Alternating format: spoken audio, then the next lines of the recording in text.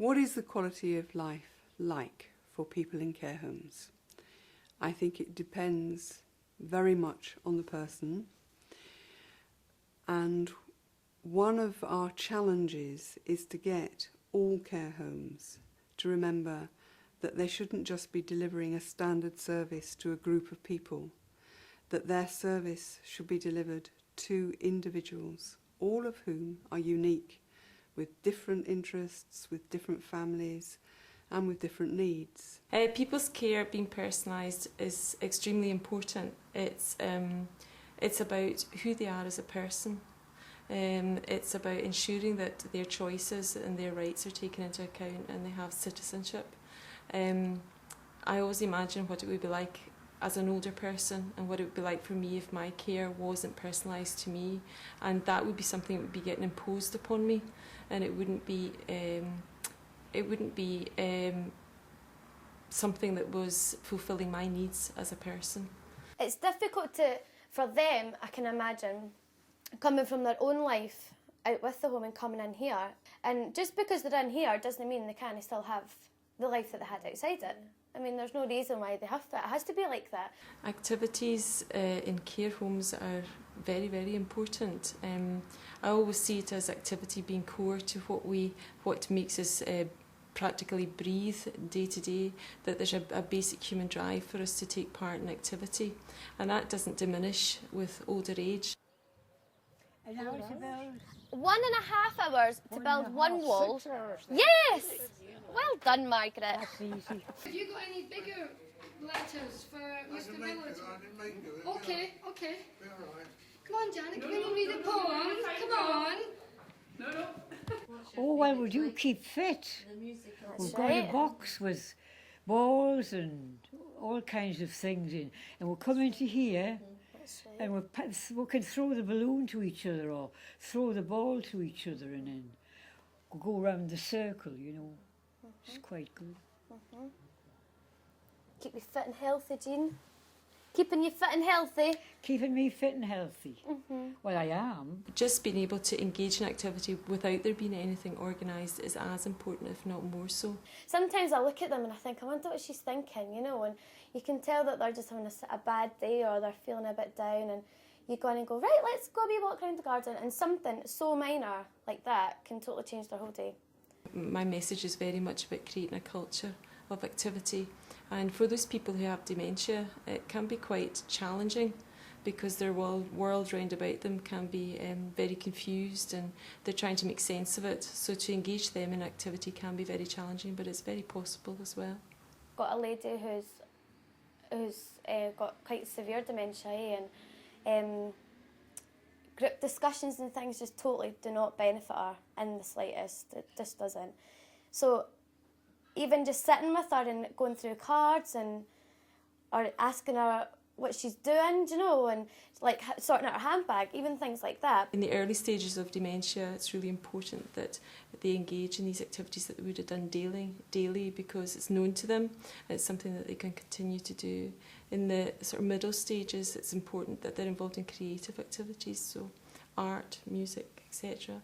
And then in the later stages, it's more about sensory type activities, so smell, sound, touch, things like that. When we do music and movement, there's lots of things in that. They've got different textures, like different textures of balls and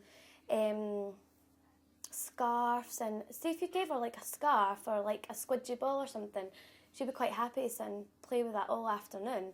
So sometimes even just that, it's just something for her to be playing with, because she likes to fidget, doesn't she? And she's quite happy. She's so content when she's sorting something out or fidgeting. Keeping them engaged in activities they've been engaged in before, or else perhaps introducing new activities. That's a good one. As others say us, or Loch Coruisk. Loch Coruisk is good. Fairy liquid. That's a good one. Do you want to read one of your ones from there? Loch Coruisk. You've got Loch Coruisk there, right. Care homes can give opportunities to older people in many ways. One of the keys to success that I've seen is where care homes involve friends and family in the local community. particularly when they're trying to change from a very task-focused culture to a culture that's very much about being home from home. There's ladies that go to church, come in here and join the church service on a Sunday, don't they? And that's nice because then it means that they're being part of the community as well. And they're no like, what's the word I'm looking for? Institutionalised. Do you know, like just because they're in here doesn't mean they can't be part of the community. And they very much are, aren't they? In fact, there's a lot of them who are more part of the community that they're in here now than they were when they lived on their own, aren't they? The opportunities that are there in involving friends and family in the community are huge. And once they do that and they involve them, then the life history of the person in the care home can be much more evident, and that unique need that people have becomes much more evident. Oh, this is your early years, Jeannie. Look at you there. You look like Julie there. I'm like Julie, I was expecting Fiona in that Were picture. you? That's funny. That's a nice quote, Steffi. To teach is to touch a life forever. I think that's nice. That is nice. And you did. Yes, You did, for sure. Well, I love teaching.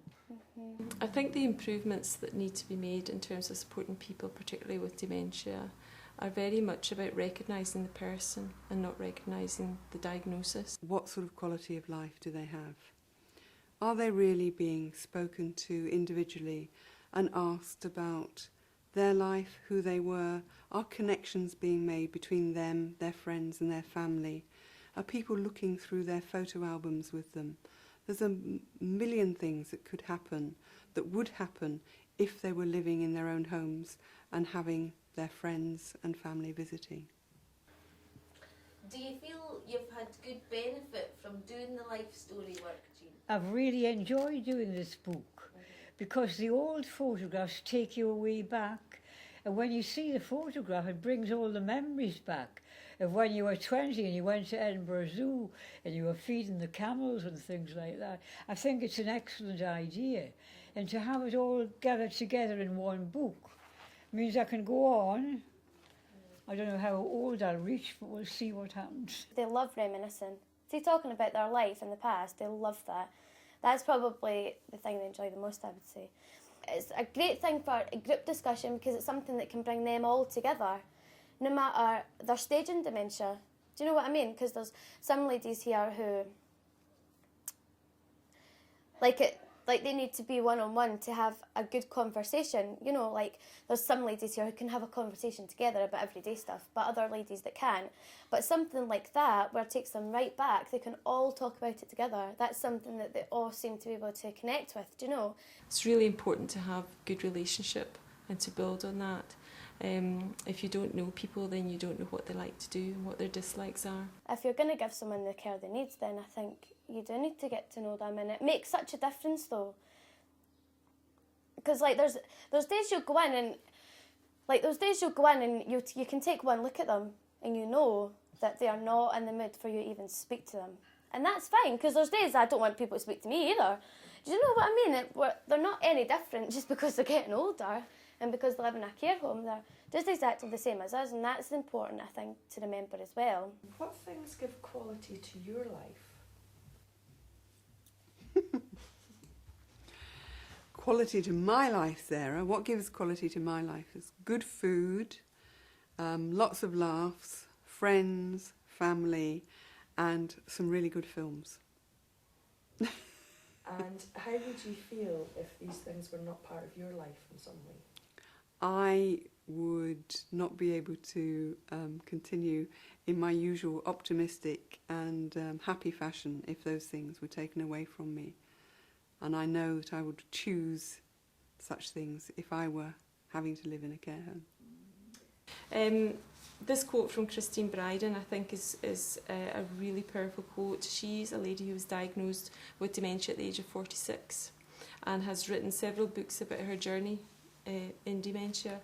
And I'll just read the quote to you. It says, "How you relate to us has a big impact on the course of the disease. You can restore our personhood and give us a sense of being needed and valued. There is a Zulu saying that is very true. A person is a person through others. So give us reassurance, hugs, support, a meaning for life. Value us for what we can still do and be, and make sure we retain social networks. It's very hard for us to be who we once were, so let us be who we are now and realise the effort we are making to function. And I think that says it all in a nutshell, really.